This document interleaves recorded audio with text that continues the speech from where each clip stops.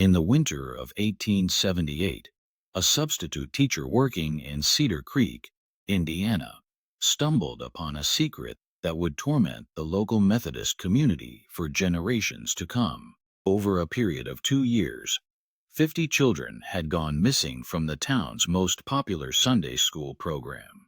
These were children whose names were officially recorded in the attendance logs, but whose own families seemed to have no memory of them. What this teacher found concealed under the floorboards of the church would uncover a horror so organized and methodical that the local officials actively hid the proof for decades. This is the moment we bring to light the reality behind Cedar Creek's most closely guarded mystery. Before we go further into the account of Margaret Wilson and the children who placed their lives in her hands, it is important to note that this channel is not designed for every viewer. It is intended only for those who possess the fortitude to face the most disturbing chapters of America's religious past. If you are prepared to listen to accounts that most channels are too cautious to explore, then click the subscribe button and tell us in the comments which state you are listening from. Do you have the bravery to learn what truly occurred in the basement of that Methodist church? The inquiry that unfolded would reveal not merely the wickedness of a few individuals, but an entire town's readiness to ignore uncomfortable realities, and a criminal operation that had been functioning throughout the Midwest for more than 10 years. Cedar Creek was located in the center of Indiana's coal region, where the Methodist faith was as deeply rooted as the mine shafts that crisscrossed the ground below. By 1876, the town was home to almost 3,000 people, the majority of them devout families attracted by the prospect of reliable employment in the growing rail yards and coal mines that linked Indiana's resources to the eager markets of Chicago. The Baltimore and Ohio Railroad had arrived in Cedar Creek in 1871, changing what was once a quiet agricultural settlement into a vibrant center of trade and industry. This rapid expansion introduced difficulties that strained the social structure of conventional rural life. Irish and German immigrants arrived each week, looking for jobs in the mines and rail yards, their Catholic and Lutheran beliefs creating friction with the long-standing Protestant population. Methodist, Baptist, and Presbyterian churches competed not only for congregants, but also for social power in a town where one's religious association frequently influenced business prospects and social position. The First Methodist Church stood as the community's proudest achievement, an impressive building made from Indiana limestone, featuring 2 bell towers whose chimes could be heard for miles across the undulating farmland. Finished in 1874 with contributions from successful shopkeepers and mine operators, the structure symbolized the Methodist ambition to lead culturally in a town that was changing quickly. Its Gothic Revival design, stained glass windows brought from Cincinnati, and steam heating system established it as the most contemporary religious building in all of Hamilton County. Sunday mornings in Cedar Creek meant filled pews and the sound of children singing hymns. Yet, it was the church's Sunday school program that truly distinguished First Methodist from other nearby congregations. Under the direction of teacher Margaret Wilson, a serious-looking woman of 42 who had come from Pennsylvania 5 years earlier, the program had expanded from just a few local children to more than 200 attendees from surrounding counties. Parents transported their children from as far as 20 miles away, enduring challenging wagon journeys along muddy roads to take part in what had become a famous program throughout central Indiana. Margaret Wilson earned respect through a blend of deep biblical understanding, strict discipline, and a seeming talent for turning even the most difficult children into exemplary young people.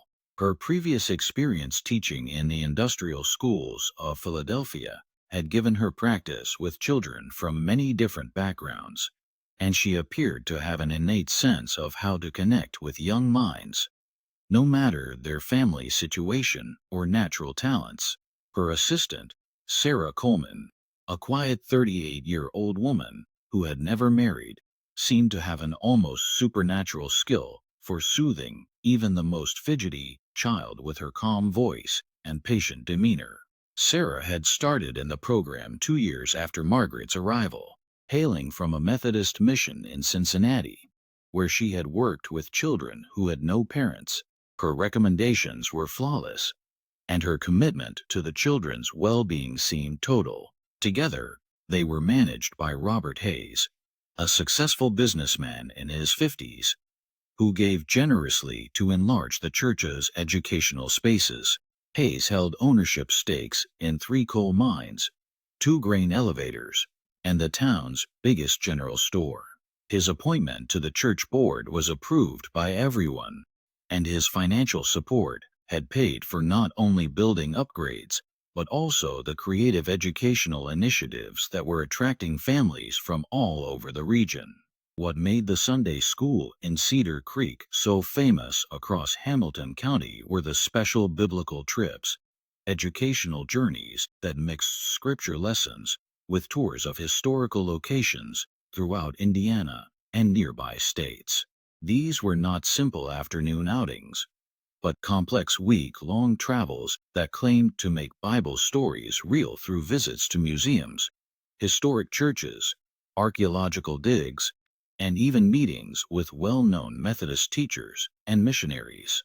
The program's reputation had grown through personal recommendations and occasional pieces in Methodist periodicals that commended Cedar Creek's inventive method of religious teaching.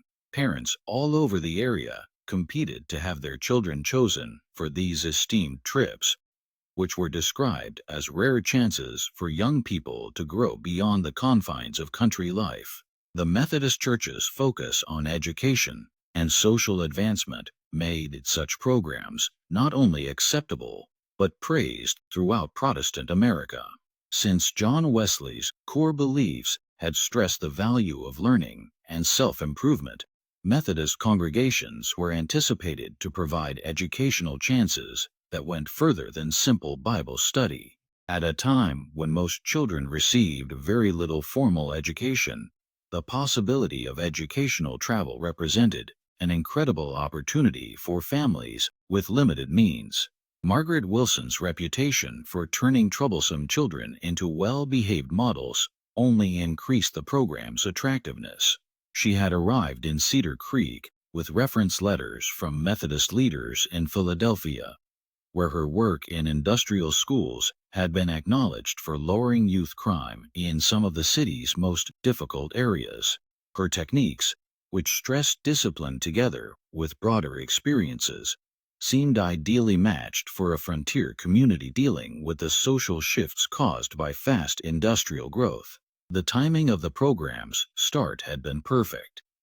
The financial panic of 1873 had left many families in economic hardship, making the promise of educational chances for their children especially appealing. Parents who could scarcely afford basic needs saw Margaret Wilson's program as a way to provide their children with benefits they could never offer on their own. The fact that these chances came through the church gave them extra legitimacy and moral authority. Cedar Creek's Methodist congregation included many of the town's most accomplished members, mine operators, shopkeepers, railroad executives, and wealthy farmers, whose backing gave credibility to any activity sponsored by the church. When such respected community figures supported the educational program and spoke with pride about their own children's involvement, it became nearly impossible for other parents to voice doubts or worries without seeming unappreciative or distrustful of helpful community projects. The program's growth beyond Cedar Creek had been slow, but intentional. Margaret Wilson had built relationships with Methodist churches in smaller surrounding towns, proposing to include their children in the trips as a service to rural families who did not have access to such educational options. This regional method not only enlarged the number of possible participants, but also made it harder for any single community to see patterns or keep watch over the program's operations. The first vanishing happened in September of 1876, though no one used that word at the time. 8-year-old Timothy Morrison had been chosen for a special trip to study ancient biblical customs at a recently found archaeological site near Louisville. His parents, recent German immigrants who spoke little English and were employed in Hayes's newest coal mine, accepted Margaret Wilson's explanation with thankful acceptance and joyful tears. Timothy had displayed outstanding potential in his short time at Sunday school, showing a remarkable capacity for memorizing scripture and posing insightful questions about biblical accounts. Margaret Wilson explained that his intellectual gifts had been noticed by a Methodist family in Kentucky who focused on biblical archaeology and ancient studies. They had specifically asked for a clever young student to help with their research, while receiving advanced teaching that would prepare him for potential work as a missionary or religious scholar. The chance was presented as a rare honor that showed not only Timothy's abilities, but also the excellence of Cedar Creek's educational program.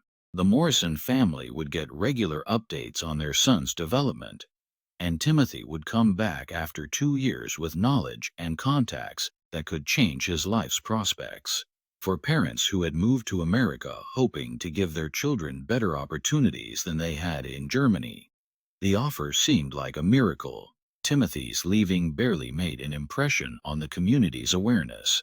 The Morrison family appeared proud rather than worried, and Margaret Wilson's thorough letter describing the opportunity persuaded even doubtful neighbors that the boy had simply been given an amazing chance for advancement. The fact that Timothy had always been somewhat quiet and scholarly made his absence less noticeable among his friends.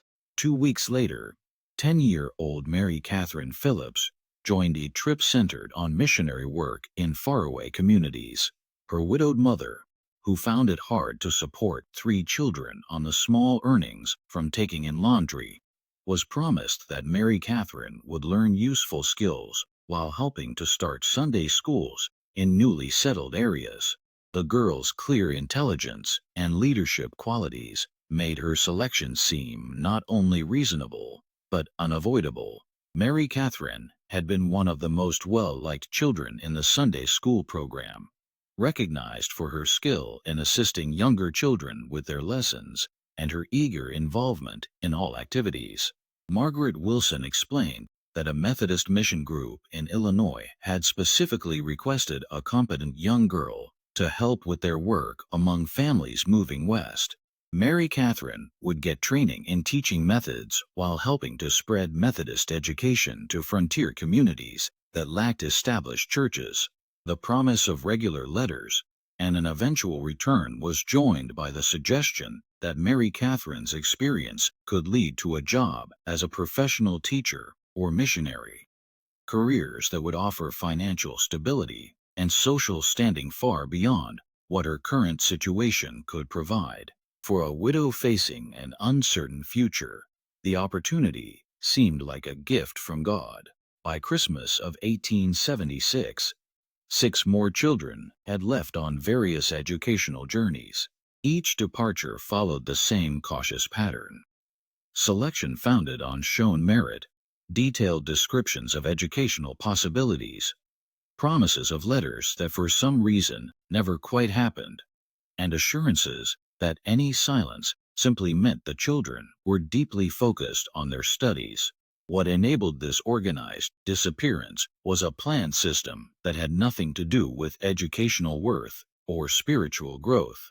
The brilliance of Margaret Wilson's system was in how it used parental hopes and social norms. In a community where educational chances were rare and social mobility was uncommon, the possibility for a child to advance through church connections represented a family's biggest dream. To question such opportunities would have seemed not only ungrateful, but possibly harmful to other children's chances within the program, as Ellen Hartwell would later find out. The selection of children for the trips followed a planned method that had no connection to educational merit or spiritual development. Margaret Wilson and Sarah Coleman had created a systematic way of identifying the most susceptible and valuable candidates for their criminal operation. Their main criteria focused on family situations that would make disappearances less likely to cause immediate investigation.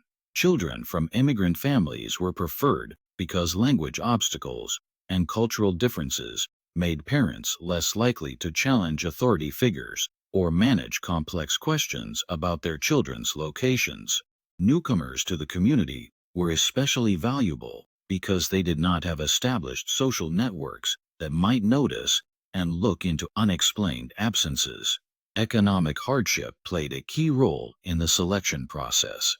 Families struggling financially were more likely to be thankful for opportunities and less likely to ask hard questions that might risk their children's apparent good luck.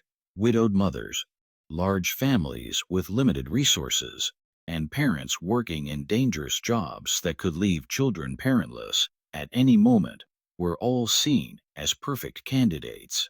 The children themselves were judged based on their potential market worth in the criminal networks that Margaret Wilson had developed over years of careful work. Younger boys with strong frames were intended for industrial work in factories and mines where their small size and developing strength could be used without immediate health impacts. Older girls with pleasant looks and basic education could get higher prices in domestic service markets that Ellen would later learn went far beyond legitimate housework. Intelligence was actually seen as a drawback in some cases, since brighter children were more likely to resist conditioning, try to escape, or find ways to contact their families. Margaret Wilson preferred children who were clever enough to be useful, but obedient enough to be controlled. The Sunday school program offered an ideal setting for watching children's personalities and identifying those best suited for different kinds of exploitation. Sarah Coleman's part in this evaluation process proved essential. Her gentle way and obvious fondness for the children gave her access to private details about their fears, hopes, and family connections. She would spend hours in private talks with potential candidates, supposedly giving pastoral care and educational advice, but actually collecting information that would decide their final fate. The winter of 1876 to 77 marked a major enlargement in the scale of the operation. Margaret Wilson had built connections with similar programs in Methodist churches across Indiana, Ohio, and Illinois, forming a regional network that could move children over state lines and make tracking immensely more difficult. This expansion had been carefully planned to align with improved railroad connections that made long-distance travel both easier and less noticeable. Robert Hayes's business contacts proved extremely helpful in enabling this expansion. His involvement in railroad shipping and grain trading had given him contacts throughout the Midwest, many of whom were willing to help with discreet transportation arrangements in exchange for favorable business terms. The legitimate cover offered by his various businesses made it possible to move children across several states without raising suspicion from law enforcement or railroad officials. The financial returns from the operation had surpassed all expectations, producing enough income to pay for significant enlargements of the church's facilities and educational programs. This created a positive cycle from the conspirators' point of view. Their criminal profits funded improvements that attracted more families and offered better cover for their activities. The new church basement facilities paid for by Hayes's donations included private rooms and storage areas that helped their operations. By the spring of 1877, the program was handling children from more than 12 different communities, with some families traveling over 30 miles to take part in Cedar Creek's famous educational offerings. This geographic spread made it almost impossible for any single community to notice patterns or keep supervision of the program's activities. Parents in different towns rarely spoke with each other, and the prestige linked to selection for the trips discouraged questioning that might seem to challenge the program's integrity. But the true mastermind of this deception would turn out to be someone far more cunning than anyone had suspected. The success of the operation drew attention from criminal networks in large cities who were eager to set up reliable sources for child labor. Margaret Wilson's reputation for providing healthy, educated, and properly prepared children had spread through underground channels, leading to advance orders and premium prices that changed what had started as opportunistic crime into systematic human trafficking. Sarah Coleman's personal diary, which Ellen Hartwell would eventually find, revealed the psychological sophistication that made the operation possible. Unlike Margaret Wilson, whose motivations seemed mainly financial, Sarah showed a disturbing interest in the process of psychological manipulation itself. Her detailed observations of each child's personality, fears, and shortcomings read like clinical studies in human behavior. The journal contained troubling passages about conditioning children for their eventual destinations. Sarah had created methods for slowly separating children from family bonds, identifying which children would adjust best to different kinds of work, and developing plans to stop rebellion or escape attempts. Her apparent affection for the children hit a cold assessment of their commercial potential and psychological weak points. One especially chilling entry described her work with 12-year-old Anna Kowalski, whose selection for a special missionary training program had been celebrated by her Polish immigrant parents as a blessing from God. Sarah's notes detailed how she had gradually persuaded Anna that her family's poverty and foreign background made them unfit guardians for a child with such exceptional spiritual gifts.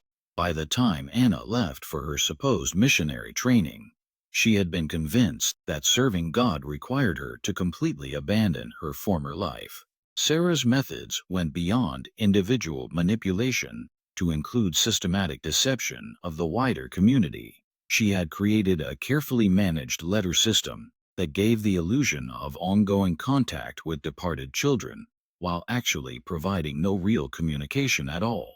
Parents received periodic updates written in Sarah's handwriting, but supposedly dictated by their children, describing progress in their studies and expressing thanks for the opportunities they were receiving. These fabricated letters served multiple purposes.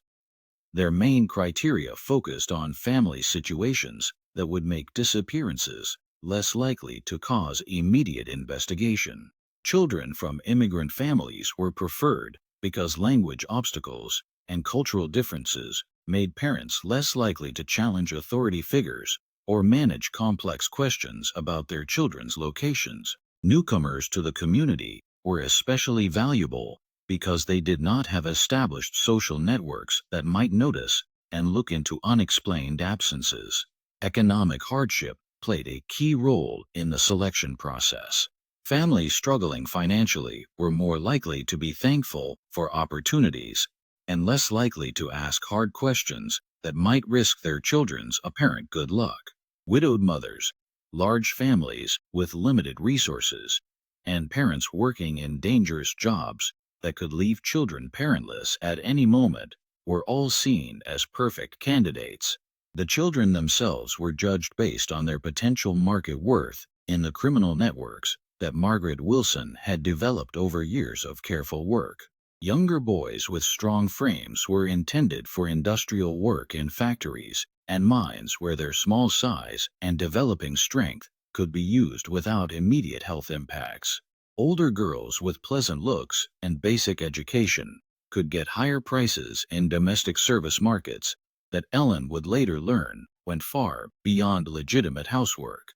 Intelligence was actually seen as a drawback in some cases, since brighter children were more likely to resist conditioning, try to escape, or find ways to contact their families.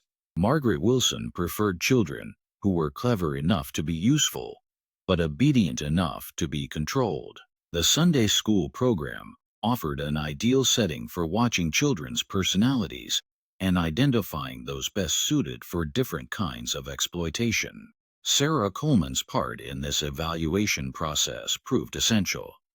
Her gentle way and obvious fondness for the children gave her access to private details about their fears, hopes, and family connections. She would spend hours in private talks with potential candidates, supposedly giving pastoral care and educational advice, but actually collecting information that would decide their final fate. The winter of 1876 to 77 marked a major enlargement in the scale of the operation. Margaret Wilson had built connections with similar programs in Methodist churches across Indiana, Ohio, and Illinois, forming a regional network that could move children over state lines and make tracking immensely more difficult. This expansion had been carefully planned to align with improved railroad connections that made long-distance travel both easier and less noticeable. Robert Hayes's business contacts proved extremely helpful in enabling this expansion. His involvement in railroad shipping and grain trading had given him contacts throughout the Midwest, many of whom were willing to help with discreet transportation arrangements in exchange for favorable business terms. The legitimate cover offered by his various businesses made it possible to move children across several states without raising suspicion from law enforcement or railroad officials. The financial returns from the operation had surpassed all expectations, producing enough income to pay for significant enlargements of the church's facilities and educational programs. This created a positive cycle from the conspirators' point of view. Their criminal profits funded improvements that attracted more families and offered better cover for their activities. The new church basement facilities, paid for by Hayes's donations, included private rooms and storage areas that helped their operations. By the spring of 1877, the program was handling children from more than 12 different communities, with some families traveling over 30 miles to take part in Cedar Creek's famous educational offerings. This geographic spread made it almost impossible for any single community to notice patterns or keep supervision of the program's activities. Parents in different towns rarely spoke with each other, and the prestige linked to selection for the trips discouraged questioning that might seem to challenge the program's integrity. But the true mastermind of this deception would turn out to be someone far more cunning than anyone had suspected. The success of the operation drew attention from criminal networks in large cities who were eager to set up reliable sources for child labor. Margaret Wilson's reputation for providing healthy, educated, and properly prepared children had spread through underground channels, leading to advance orders and premium prices that changed what had started as opportunistic crime into systematic human trafficking.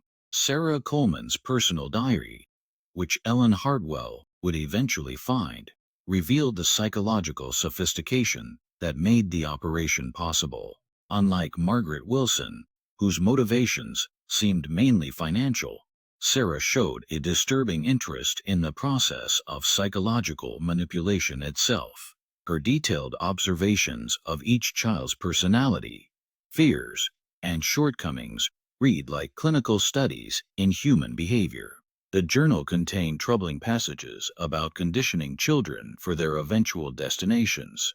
Sarah had created methods for slowly separating children from family bonds, identifying which children would adjust best to different kinds of work, and developing plans to stop rebellion or escape attempts. Her apparent affection for the children hid a cold assessment of their commercial potential and psychological weak points. One especially chilling entry described her work with 12-year-old Anna Kowalski, whose selection for a special missionary training program had been celebrated by her Polish immigrant parents as a blessing from God. Sarah's notes detailed how she had gradually persuaded Anna that her family's poverty and foreign background made them unfit guardians for a child with such exceptional spiritual gifts.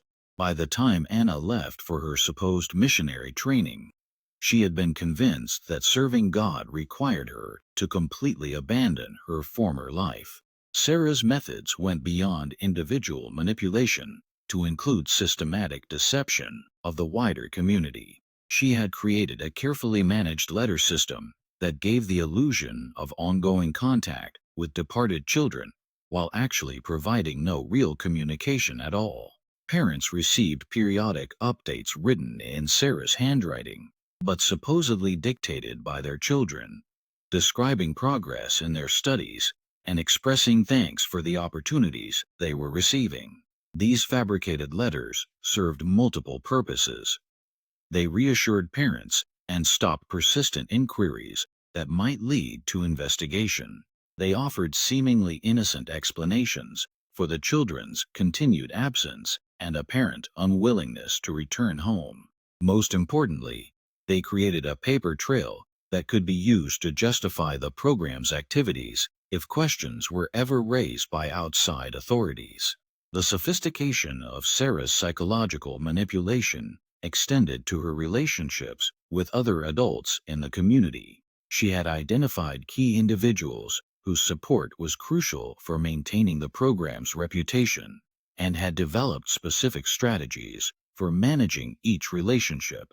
Her journal contained detailed profiles of community leaders, noting their personal ambitions, family vulnerabilities, and business interests that could be used to maintain their cooperation. In January of 1878, tragedy struck the regular teaching staff when Sarah Coleman became sick with what the local doctor diagnosed as consumption. The timing was especially bad, as the program was getting ready for its most ambitious series of trips yet. A coordinated effort that would place almost 30 children in various locations across the Midwest before the spring planting season made travel more challenging. Sarah's illness created a crisis for the operation. Her intimate knowledge of each child's psychological profile and her carefully built relationships with parents made her irreplaceable in the short term. Margaret Wilson found herself overwhelmed by administrative tasks that had previously been shared, while Robert Hayes pressured her to maintain the program's schedule despite the staffing shortage. The church board's decision to hire 24-year-old Ellen Hartwell as a temporary replacement was based mainly on her recent graduation from the Indiana State Normal School and her impressive credentials as a trained educator. What the conspirators failed to predict was that Ellen's professional training had taught her the importance of detailed record-keeping and systematic educational assessment, skills that would prove fatal to their carefully built deception. Ellen had grown up in a Methodist family in southern Indiana, where her father worked as a circuit preacher and her mother taught in various church schools. Her decision to pursue formal education training had been motivated by a desire to improve the quality of religious education available to rural children. She arrived in Cedar Creek with genuine enthusiasm for the program's apparent innovations and high reputation throughout the Methodist community. However, Ellen's professional training would soon lead her to notice discrepancies that others had overlooked. Her first weeks in the position seemed to confirm everything she had heard about the program's quality and effectiveness. The children who remained in regular attendance were indeed well-behaved, knowledgeable about Scripture, and enthusiastic about their studies. The facilities were modern and well-equipped, and the community support for the program was evident in both financial contributions and parental participation. But Ellen's professional training had taught her to look beyond surface appearances and evaluate educational programs based on measurable outcomes and systematic documentation. Her requests to review assessment records, correspondence files, and long-term tracking data were initially deflected by Margaret Wilson with explanations about the unique nature of their program and the confidential relationships they maintained with host families.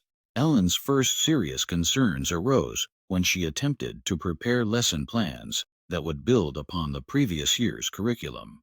The absence of detailed records about what children had studied before their departure made it impossible to ensure continuity in the education of their siblings and classmates who remained in the program. When she raised these concerns with Margaret Wilson, she was told that the departed children's studies had been so specialized that their curriculum bore little relationship to the regular Sunday school program. More troubling still, when Ellen casually mentioned some of the missing children in conversations with longtime church members, she was met with confused looks and vague responses. It was as if the community had collectively forgotten these young souls had ever existed. Parents who had once proudly spoken of their children's educational opportunities now seemed reluctant to discuss the subject at all. Changing the conversation, when Ellen attempted to ask about letters or updates from their absent children, Ellen's professional training had included instruction in recognizing signs of educational fraud and institutional abuse, problems that were becoming increasingly common as demand for educational services outpaced the supply of qualified providers. The pattern she observed in Cedar Creek matched several warning signs she had been taught to identify: vague record-keeping, reluctance to provide documentation, defensive responses to reasonable questions, and systematic isolation of program participants from outside oversight. Her first direct confrontation with Margaret Wilson came in February of 1878. Ellen had prepared a letter to send to the families hosting the children on extended excursions, hoping to establish correspondence between the young students and their former classmates. Such communication was standard practice in legitimate educational exchange programs and served important purposes in maintaining emotional connections and assessing student progress. Margaret's reaction was swift and severe. Such contact would disrupt the children's studies and potentially undermine their hosts' authority. The families hosting the children had specifically requested minimal outside interference to allow the students to fully immerse themselves in their new educational environments. Ellen was forbidden from any communication regarding the absent students and warned that further interference could jeopardize her position and the program's carefully cultivated relationships. The substitute teacher's suspicions deepened when she discovered that none of the churches or educational institutions supposedly hosting the children had ever heard of the Cedar Creek program. Letters sent to Methodist congregations in cities where children had reportedly been placed returned with polite but confused responses. No one had any record of Cedar Creek students or educational exchanges. Ellen's investigation took a crucial turn when she began examining the financial records associated with the educational program. As a trained educator, she understood that legitimate educational exchanges typically involved detailed financial arrangements, insurance considerations, and contractual agreements between participating institutions. The absence of such documentation in Cedar Creek's files seemed increasingly suspicious. Robert Hayes's role in financing the program had always been presented as straightforward philanthropy, a successful businessman supporting community education through generous donations. But Ellen's examination of church financial records revealed a more complex pattern of transactions that seemed inconsistent with simple charitable giving. Large sums of money moved in and out of program accounts with no clear documentation of their purpose or destination. More troubling still were the personal financial changes Ellen observed in the program's leadership. Margaret Wilson had purchased substantial property in Cedar Creek and was reportedly considering investments in California real estate. Sarah Coleman, despite her modest teacher's salary, had accumulated enough savings to afford extended medical treatment in Chicago. Robert Hayes had expanded his business operations significantly, opening new stores in neighboring towns and purchasing additional mining interests. The collective wealth accumulation among the program's leadership seemed far beyond what their legitimate incomes could support. Ellen's father's experience as a circuit preacher had given her familiarity with the typical financial circumstances of Methodist educators and church officials. The prosperity displayed by Cedar Creek's educational leadership was unprecedented in her experience and inconsistent with their supposed dedication to humble service. Ellen's growing unease reached a breaking point when she overheard a conversation between Margaret Wilson and Robert Hayes in the church basement following a Wednesday evening service. Their hushed tones and frequent references to shipments, accounts, and contacts in Chicago seemed entirely inconsistent with educational programming. The fragments of conversation she caught suggested coordination of transportation, discussion of prices, and concerns about maintaining schedules that sounded more like commercial transactions than educational planning. On the night of March 15, 1878, Ellen Hartwell made a decision that would haunt her for the rest of her life. Using her key to the church educational wing, she entered the building long after evening services had concluded. The basement rooms that served as Sunday school classrooms during winter months held secrets she was determined to uncover, regardless of the personal risk or professional consequences. The church basement at night was a maze of shadows and strange sounds. The building's steam heating system created mysterious noises, and the winter wind rattled windows and doors throughout the structure. Ellen's single oil lamp provided barely enough light to navigate the familiar classrooms that seemed transformed and threatening in the darkness. Her hands shook as she began her systematic search of Margaret Wilson's private office. What she found beneath a loose floorboard in Margaret Wilson's private office defied every assumption about the woman's character and motives. A leather-bound ledger contained meticulous records spanning 2 full years. But these weren't educational records. They were business transactions documented with the precision of a commercial enterprise and the cold calculation of systematic exploitation. Each missing child was listed with their age, physical description, family background, and what Ellen gradually realized were sales prices. Timothy Morrison, age 8, sturdy build, docile temperament, German family, limited English, had been sold for $85 to what the ledger cryptically referred to as Chicago textile interests. Mary Catherine Phillips, described as age 10, intelligent leadership qualities, widowed mother, financially desperate, commanded $120 from Louisville Domestic Services. The entries grew more horrific as Ellen read deeper into the ledger. Children were categorized by their perceived value in different markets. Younger boys went to factories and mines where their small size and developing strength could be exploited. Older girls to domestic service that Ellen feared meant something far worse than legitimate housework. The ledger contained addresses in Chicago, Louisville, Cincinnati, and St. Louis, along with coded references to contacts who could arrange transportation and provide documentation. Most chilling of all were the financial summaries.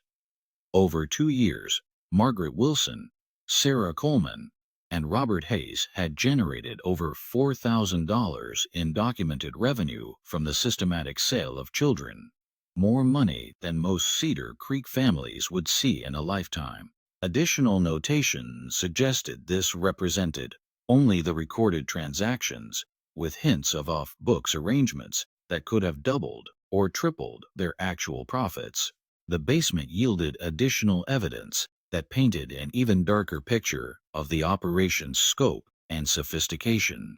Ellen discovered forged letters supposedly written by the missing children, describing happy lives with their new families and expressing gratitude for the opportunities they were receiving. These carefully crafted deceptions had been shown to any parent who became too persistent in their inquiries about their children's welfare. The handwriting was consistent across all the letters, clearly the work of one person creating fictional accounts of children's well-being. The content followed similar patterns, emphasizing how much the children were learning, how grateful they were for their opportunities, and how important it was that they focus on their studies without distractions from their previous lives. Several letters specifically discouraged parents from attempting to visit or maintain regular correspondence. In a locked drawer, Ellen found what appeared to be contracts with various industrial operations and domestic service agencies. The language was carefully coded, but the intent was unmistakable. These were purchase agreements for child labor arranged through a network of accomplices who had turned human trafficking into a profitable business model. The contracts specified delivery dates, payment terms, and even return policies for children who proved unsuitable for their intended work. The most damning evidence came in the form of correspondence between Margaret Wilson and her contacts in major cities. Letters detailed the specific requirements of various employers, their preferences for children of certain ages, their willingness to pay premium prices for particularly promising students, and their assurances of discretion in handling the arrangements. The correspondence revealed a sophisticated network that extended far beyond Indiana, with connections to similar operations in multiple states. One letter from a Chicago factory owner praised Margaret for the quality of merchandise she provided, noting that Cedar Creek children adapted well to industrial work and caused fewer problems than children acquired through other sources. The letter included specific requests for the next shipment with detailed specifications for age ranges, physical capabilities, and personality traits that would be most suitable for the factory's operations. Another letter from what appeared to be a Louisville establishment Ellen did not fully contemplate requested specifically girls between ages 12 to 14 with pleasant demeanor and basic education. The coded language could not disguise the horrific implications of such requests, and Ellen realized that some of the children she had known and taught were likely trapped in situations far worse than industrial exploitation. The systematic nature of the operation became terrifyingly clear as Ellen continued her investigation throughout the night. Margaret Wilson had identified Cedar Creek's Methodist community as an ideal hunting ground. Parents trusting enough to surrender their children, isolated enough to prevent easy investigation, and aspirational enough to believe in promises of educational advancement. The church's reputation and the educators' standing in the community provided perfect cover for what amounted to systematic child trafficking. The correspondence revealed that the Cedar Creek operation was part of a much larger network spanning multiple states. Margaret Wilson maintained regular contact with similar operations in Ohio, Illinois, and Pennsylvania, sharing information about successful techniques, profitable markets, and law enforcement risks. The network had evolved into a sophisticated criminal enterprise with specialized roles, established transportation routes, and coordinated timing that maximized profits while minimizing risks. Regional coordination allowed the network to respond quickly to market demands and law enforcement pressures. If investigations threatened one location, children could be rapidly moved to other parts of the network until the danger passed. The correspondence showed that Cedar Creek had served as a temporary refuge for children from operations that had been compromised in other states, while also sending its own victims to safer locations when local pressures increased. But perhaps most horrifying was the discovery of Sarah Coleman's personal journal hidden behind a false wall in the basement storage room. The gentle woman who had seemed so genuinely caring revealed herself as the operation's psychological architect, whose detailed observations of each child's personality, fears, and weaknesses had been used to determine their market value and appropriate placement. Sarah's journal contained disturbing passages about methodically breaking down children's resistance and family attachments.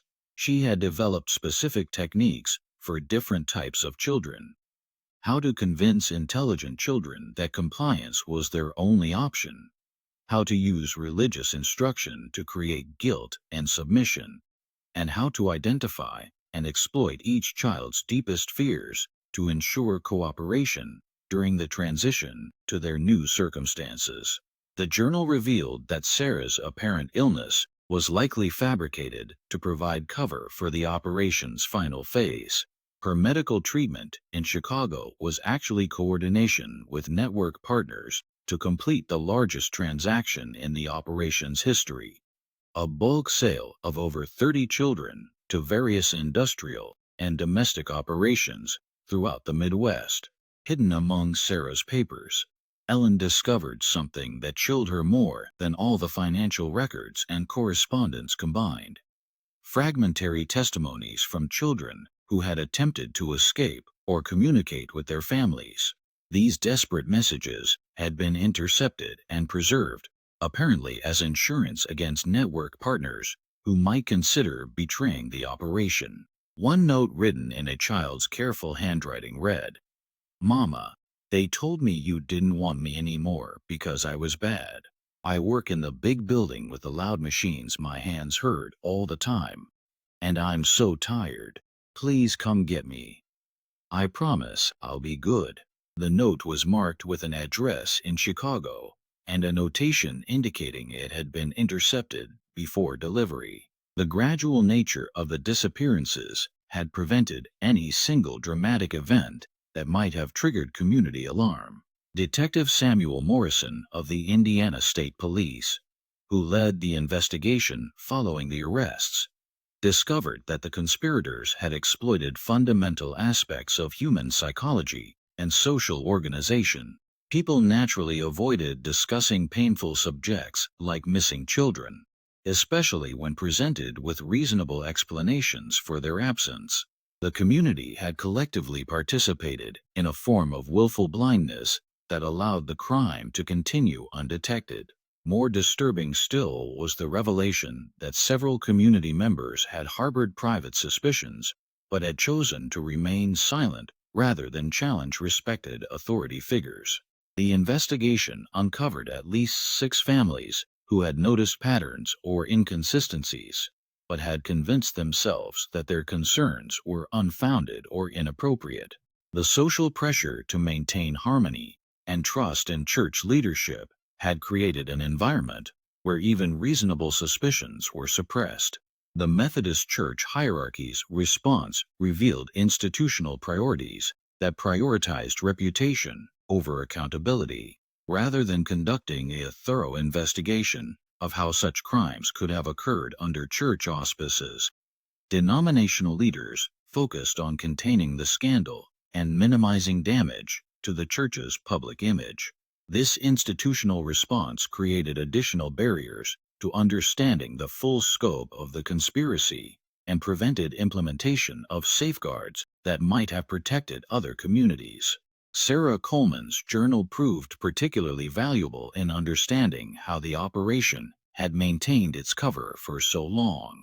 Her careful study of each family's dynamics had allowed the conspirators to craft perfectly targeted explanations for each child's departure. Parents with religious aspirations were told their children were pursuing advanced biblical studies. Families struggling economically were assured their children were gaining valuable job skills. Ambitious parents were convinced their children were making social connections that would benefit the entire family. The coordinated arrests across multiple states revealed that the Cedar Creek operation was just one node in a criminal network that had been operating across the Midwest for over a decade. Law enforcement agencies in Ohio, Illinois, Pennsylvania, and Missouri discovered similar operations using identical methods and often involving the same network of criminal contacts in major cities. The investigation revealed that Margaret Wilson's background in Philadelphia had provided the initial connections for establishing the trafficking network. Her supposed experience in industrial schools had actually been involvement with criminal organizations that supplied child labor to factories and other enterprises willing to exploit vulnerable workers. Her move to Cedar Creek had been a deliberate expansion of these operations into rural communities where oversight was minimal and trust was high. Robert Hayes's business connections had provided crucial infrastructure for the network's operations. His involvement in railroad shipping and grain trading had given him legitimate reasons to travel frequently and maintain contacts throughout the region. His warehouses and transportation arrangements had been used to move children across state lines without arousing suspicion from law enforcement or transportation officials. The financial investigation revealed that the three conspirators had accumulated far more wealth than their documented transactions suggested. Hidden accounts, property purchases under false names, and complex financial arrangements indicated that the Cedar Creek operation had generated over $50,000 in profits, an enormous sum that placed the conspirators among the wealthiest individuals in Indiana. This financial success had funded the expansion of their operations and provided resources for corrupting officials and maintaining their cover. The network's reach extended beyond simple trafficking to encompass systematic corruption of law enforcement, political officials, and business leaders in multiple communities. The investigation discovered that substantial bribes had been paid to sheriffs, judges, and railroad officials to ensure cooperation and prevent investigation. This corruption had created a protective umbrella that allowed the network to operate with impunity for years. Of the 50 children who had disappeared from Cedar Creek, the coordinated rescue operations managed to locate and recover only 18.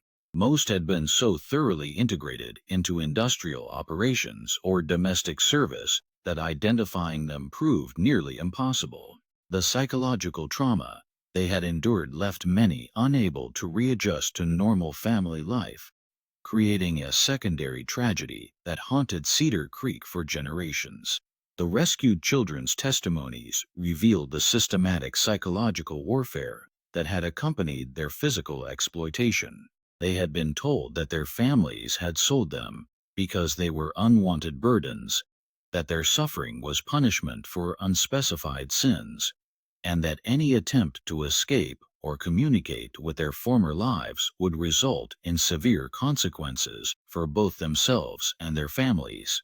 Medical examinations of the recovered children revealed evidence of malnutrition, physical abuse, and exposure to dangerous working conditions that had caused permanent health problems.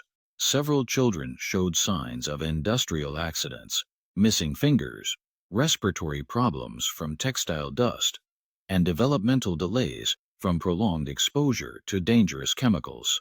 The full scope of their physical suffering was matched by psychological damage that would require years of careful treatment to address. Perhaps most heartbreaking were the children who initially resisted rescue efforts, having been so thoroughly conditioned to believe that their circumstances were normal and deserved. Several children had to be gradually convinced that their rescuers were legitimate and that they would not be punished for accepting help.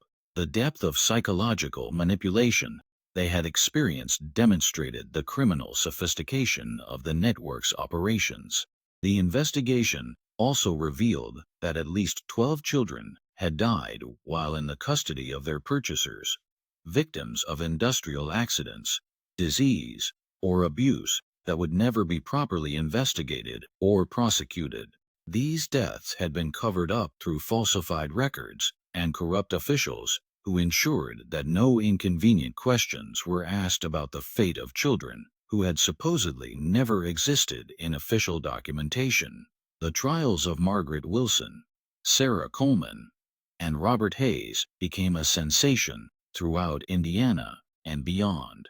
The prosecution's presentation of evidence laid bare not just the scope of their crimes, but the vulnerability that had made Cedar Creek such perfect hunting grounds for criminal exploitation.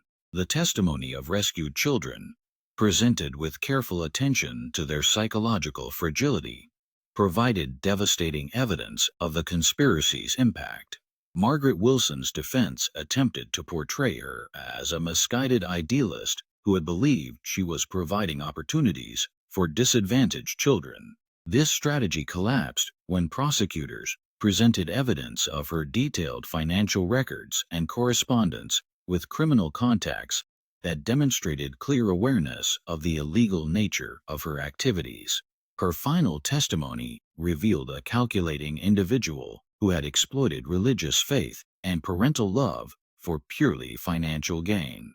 Sarah Coleman's psychological manipulation proved more difficult to prosecute under existing legal frameworks, while her role in conditioning children and deceiving families was clearly documented. The subtle nature of psychological abuse was not well understood by legal authorities in 1878. Her defense argued that her care for the children had been genuine, even if misguided. But the evidence of systematic emotional manipulation ultimately convinced the jury of her criminal intent. Robert Hayes's trial focused on his role in financing and facilitating the operation. His attorneys argued that his business activities had been legitimate and that any involvement with the trafficking network had been unknowing. However, the financial evidence and correspondence demonstrated his central role in planning and executing the conspiracy.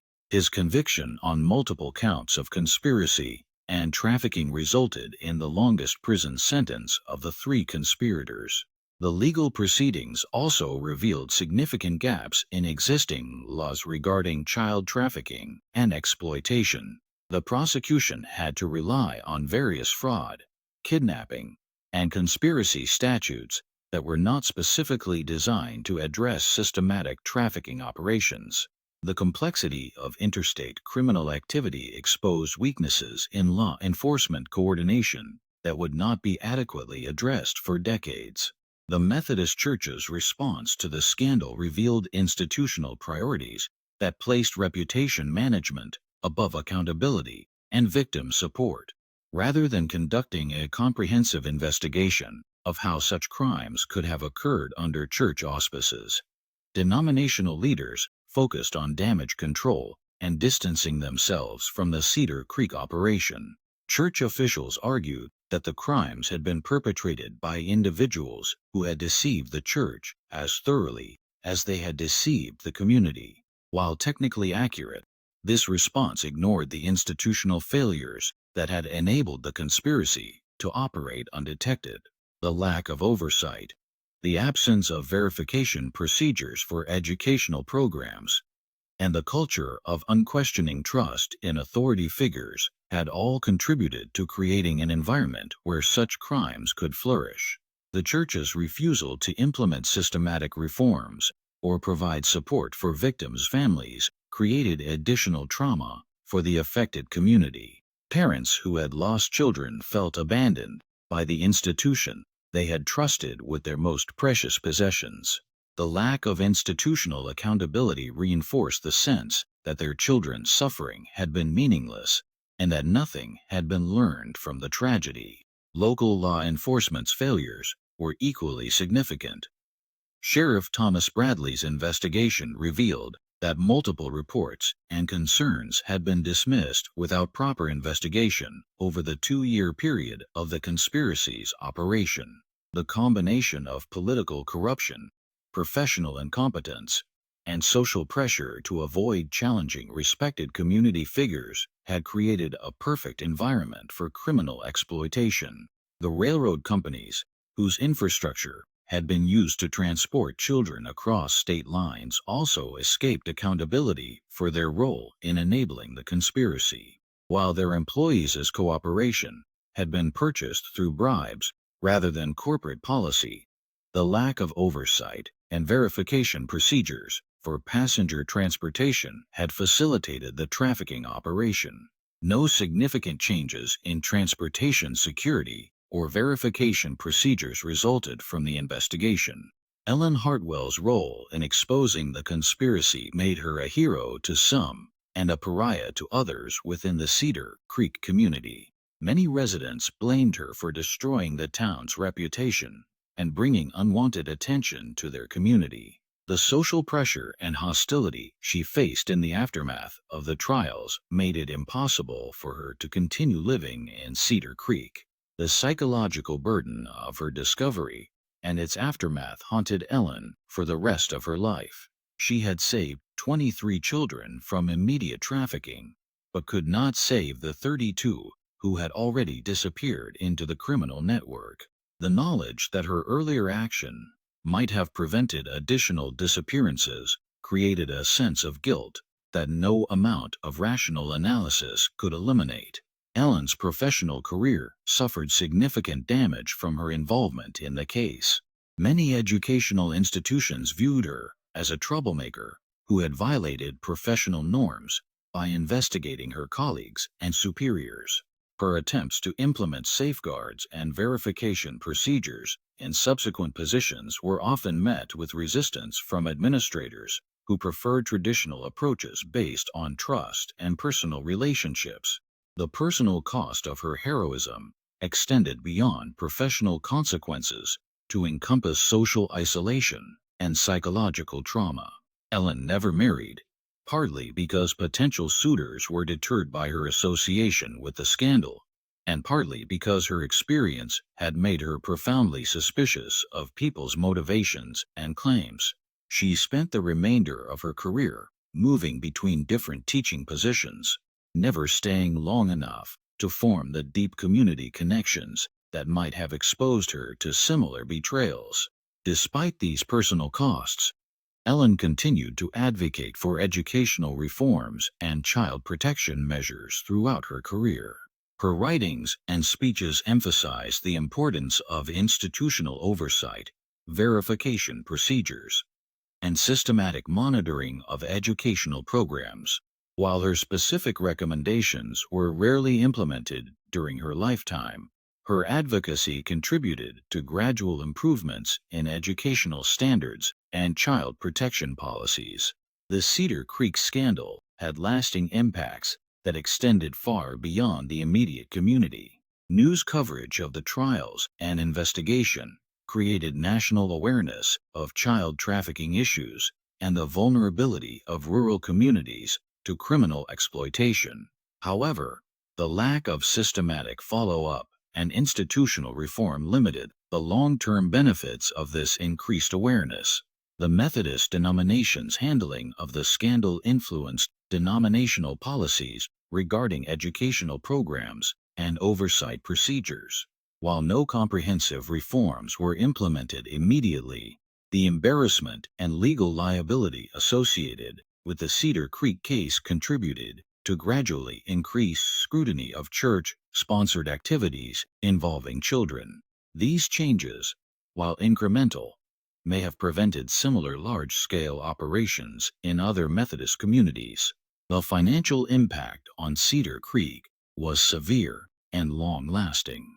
The town's reputation as a safe and respectable community was permanently damaged, leading to reduced business investment and population decline. Many families who had lost children left the area entirely, unable to remain in a place associated with such profound trauma. The economic consequences of the scandal contributed to Cedar Creek's gradual decline from a prosperous industrial center to a struggling rural community. Law enforcement agencies in multiple states used the Cedar Creek case as a catalyst for improved coordination and information sharing. The investigation had revealed the inadequacy of state and local authorities in addressing interstate criminal activity. While significant improvements in law enforcement coordination would not occur until the early 20th century, the Cedar Creek case provided important precedents for federal involvement in interstate crimes. The rescued children's long-term outcomes varied significantly based on their individual circumstances and the support they received from their families and communities. Some managed to rebuild their lives and achieve relative normalcy, while others struggled with lasting psychological and physical damage from their experiences. The lack of systematic support services for trafficking victims meant that recovery was largely dependent on family resources and individual resilience. 20 years after the arrests, a follow-up investigation attempted to determine the ultimate fate of all 50 missing children. The results were sobering. 18 had been rescued and returned to their families, 12 had been confirmed dead through various means, and 20 remained missing with no reliable information about their whereabouts or condition. The investigation concluded that most of the missing children had likely died in industrial accidents, from disease, or as a result of abuse. But the lack of documentation made definitive conclusions impossible. The financial investigation revealed that the conspirators' total profits from the operation had exceeded $75,000, an enormous sum that placed them among the wealthiest criminals in American history. Most of this money was never recovered, having been hidden in accounts and investments that could not be traced through the limited investigative techniques available in the 1870s. The victims' families received minimal compensation, and many remained in poverty for the rest of their lives. Margaret Wilson died in prison in 1884, having served only 6 years of her 20-year sentence. Sarah Coleman was released in 1885 due to poor health and disappeared entirely, with no reliable records of her subsequent whereabouts or activities. Robert Hayes served 12 years and was released in 1890, eventually moving to California, where he lived under an assumed name until his death in 1903. The network's other participants faced varying fates depending on their level of involvement and the effectiveness of local prosecution efforts. Some escaped justice entirely by fleeing to territories where law enforcement was minimal, while others received light sentences that reflected the limited understanding of trafficking crimes at the time. The lack of coordination between different jurisdictions meant that the full scope of the network was never completely mapped or dismantled. More than a century has passed since these events unfolded, yet the lessons of Cedar Creek remain painfully relevant to our modern world. The Cedar Creek case demonstrates how easily trusted institutions can become vehicles for systematic evil when adequate oversight and accountability measures are absent. The conspirators' success depended not on elaborate deception, but on exploiting natural human tendencies to trust authority figures and avoid confronting uncomfortable truths. Their crimes were facilitated by a community's willingness to accept convenient explanations rather than ask difficult questions. Perhaps most disturbing is the realization that the trafficking operation succeeded not because of extraordinary criminal genius, but because of ordinary human failings, greed, willful blindness, and the desire to believe that authority figures are inherently trustworthy. The systematic nature of the crimes required careful planning and execution, but the underlying conditions that made them possible exist in many communities where people prefer comfort to vigilance. The psychological manipulation employed by Sarah Coleman reveals the vulnerability of children to authority figures who exploit their natural trust and desire for approval. Her techniques were not particularly sophisticated by modern standards, but they were devastatingly effective against children who had been taught to respect and obey adult authority without question. The religious framework that should have protected these children was perverted into a tool for ensuring their compliance and silence. Ellen Hartwell's courage in exposing the conspiracy illustrates both the power of individual moral action and the personal costs that such action often entails. Her willingness to risk her career and personal safety to protect children she barely knew demonstrates the kind of moral courage that society desperately needs, but rarely rewards adequately. The hostility she faced from her own community reveals how difficult it can be to challenge established systems, even when they harbor terrible secrets. If you've stayed with this story until now, you're clearly someone who isn't afraid to confront the darkest chapters of our history. The courage shown by Ellen Hartwell reminds us that sometimes one person's willingness to act can save countless lives. What would you have done in her situation? Would you have had the bravery to investigate when everyone else was looking away? Share this video with someone who appreciates true crime stories that reveal uncomfortable truths about human nature. And hit that like button if this story gave you chills.